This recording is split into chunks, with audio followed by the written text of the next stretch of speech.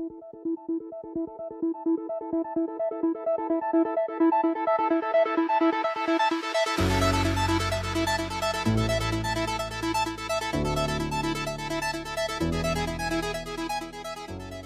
selamat pagi, selamat siang, selamat sore, selamat malam. Selamat datang kembali di channel Kawan Review. Seperti biasa, kalau kalian sudah melihat video ini, berarti sudah ada ulasan film, atau mungkin serial yang udah kalian tonton, atau mungkin belum kawan-kawan tonton dan aku rekomendasikan.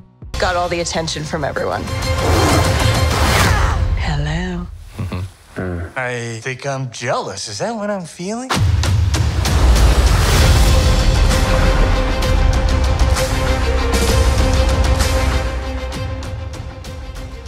Kembali melanjutkan serial MCU She-Hulk, di mana di episode pertama minggu lalu memperlihatkan awal mula sepupu Bruce Banner ini akhirnya berubah jadi She-Hulk setelah tragedi kecelakaan tunggal.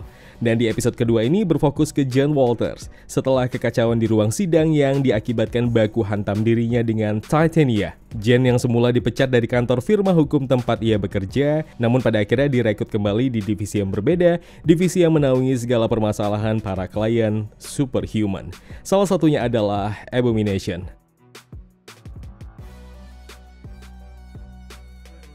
Ya, seperti halnya yang disampaikan oleh Hulk, kehidupan normal setelah seseorang berubah jadi superhero akan berbeda dari biasanya, dan sebaiknya tetap berfokus dengan diri yang baru sebagai salah satu manusia super.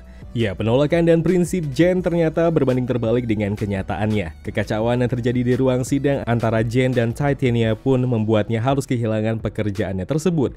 Ya, meski pada akhirnya Jen kembali direkrut oleh Holden Holloway, pendiri dari GLKH atau kepanjangan dari Goodman, Leiber, Carlsberg, dan Holloway. Firma hukum yang khusus mewakili para manusia super dalam berbagai kapasitas hukum, seperti salah satunya hukum melintasi ruang dan waktu ke dan dari dunia luar. Mundur sedikit di sebuah bar, celebrate party kecil-kecilan sejak reveal She-Hulk ke publik. Ada sebuah dialog balasan Jen atas statement Nikki tentang rekan firmanya itu yang akhirnya jadi pahlawan super.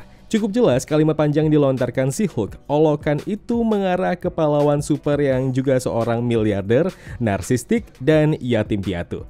Ya, benar sekali, Tony Stark.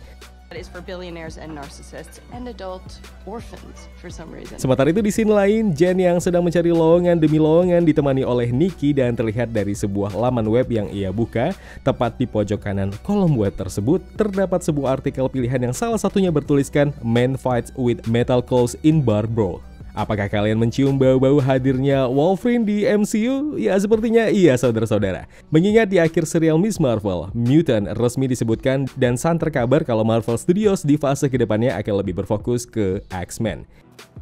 Kamala, there's something different in your genes, like a mutation. Kemudian ada artikel pilihan di bawahnya tertulis Why is there the giant statue of man sticking out of the ocean? Ya, patung raksasa yang dimaksud mungkin Tiamut the Communicator di film Eternals. Apakah ini artinya timeline She-Hulk ini berada di waktu yang sama dengan Eternals? Silakan dijawab di kolom komentar. Oke, masih menyinggung tentang ketertarikan John Walters terhadap Steve Rogers sang Captain America. Hal ini diperkuat sejak dirinya terus menanyakan tentang rahasia pribadi Steve yang tidak diketahui oleh publik.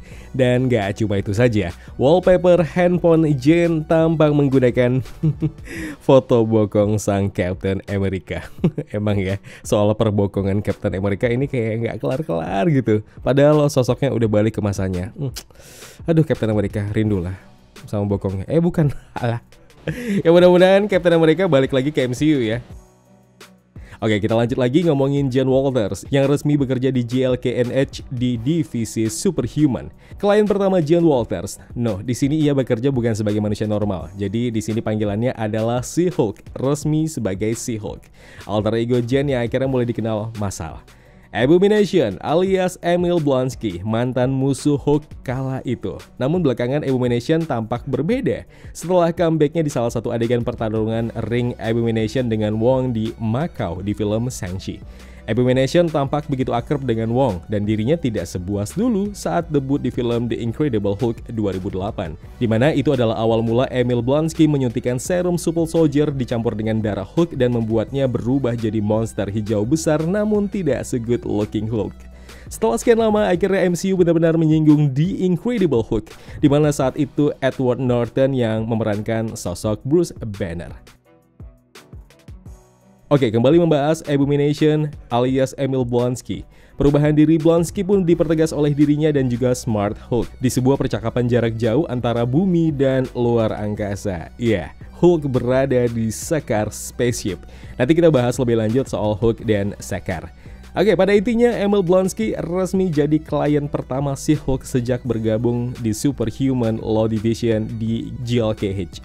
Oke, sedikit membahas keberadaan Smart Hulk di Sakaar Spaceship. Kembali menyinggung tentang planet sampah tersebut dan pimpinan mereka, The Grandmaster, yang pertama kali diperkenalkan di film Thor Ragnarok. Apakah ini ada alasan dengan balas dendam planet Sakaar? Melihat situasi Smart Hulk, sepertinya ini bukan dalam situasi balas dendam atau sejenisnya. Apakah peran Smart Hulk ke planet Sakaar untuk bertemu kembali dengan rekannya Thor dan atau juga bertemu dengan para Guardians of the Galaxy? Pendapat kawan-kawan seperti apa? Boleh share di kolom komentar.